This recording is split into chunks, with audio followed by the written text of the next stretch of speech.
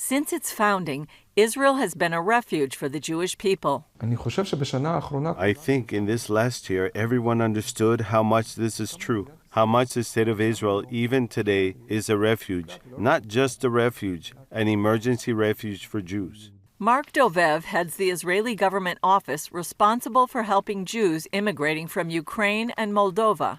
At the beginning of the war, the people really were refugees. They lost their houses, their husbands, their wives, their children, and there was a sense of displacement and loss. They escaped from there.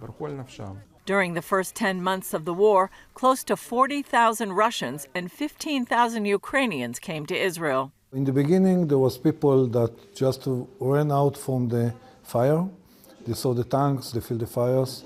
They didn't know what is going to happen. There was a feeling that everything is going to fall down and Ukraine will be Russia in 5 days, and they just ran away. Benny Haddad is with the International Fellowship of Christians and Jews that helped about 5,000 Ukrainian refugees make the trip from Moldova. They have one packet with their documents, taking kids in their hands, no clothes, nothing at all, and we need to give them everything. This was the beginning.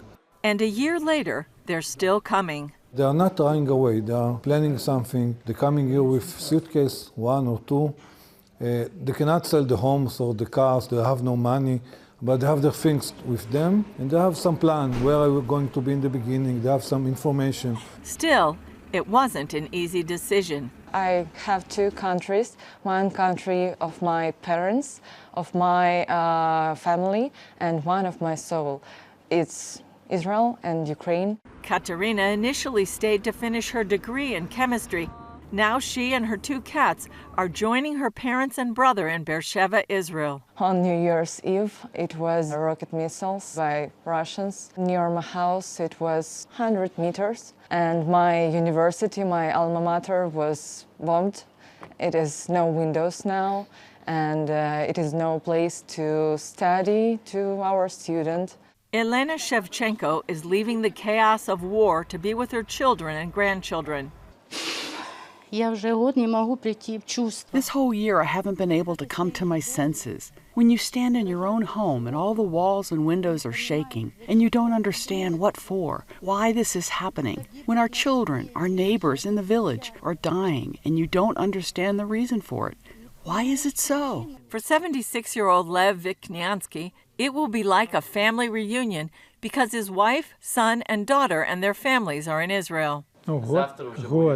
It's been a year since I saw them, but before the war, I visited Israel 17 or 18 times. It's my second country. I couldn't leave what we had accumulated over the years. I needed to pass it on to somebody. We had a business, we had a home, we had cars. We had everything to live comfortably and visit Israel 5 times a year. 90 new immigrants and 7 pets from Ukraine and Russia arrived here on this flight from Chisinau, Moldova, chartered by the International Fellowship of Christians and Jews. Some couldn't come earlier because they had sick loved ones in Ukraine. My father died earlier, and then my grandpa was sick and bedridden. We wanted to go to Israel, but the doctors told us that he wouldn't survive the journey to get the medical treatment there. My mother left, and now we're going. Waiting at the airport in Chisinau, some had mixed emotions. Well, I'm happy because I'll see my family, my loved ones. My mother, my sisters, my sons, and granddaughters are already there. But at the same time, it's very sad for me because my wife stayed in Ukraine. Her mother is old. She is not able to leave for now. And on the other hand, my mother has been in Israel for 30 years already. She's almost 101. Some came from Russia. We are very happy to visit the historical homeland of my husband, to show our son the land of his forefathers. And then, on a blustery day, they were home. I made my decision about it just 10 days ago, and I'm here to support my son, year student of NALE program, and I'm happy to stay here, and I hope that in the future I'll be able to repay Israel for support, for kindness. Tears of joy that I came to my children, to see them, and that everything will go well here. I'm very happy that I made it here, to my homeland. I always feel good, especially when I come to my land, the land of my forefathers. That's why I can't feel bad.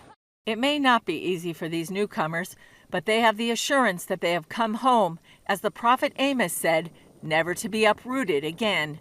Julie Stahl, CBN News, Chisinau, Moldova, and Ben Gurion Airport, Tel Aviv.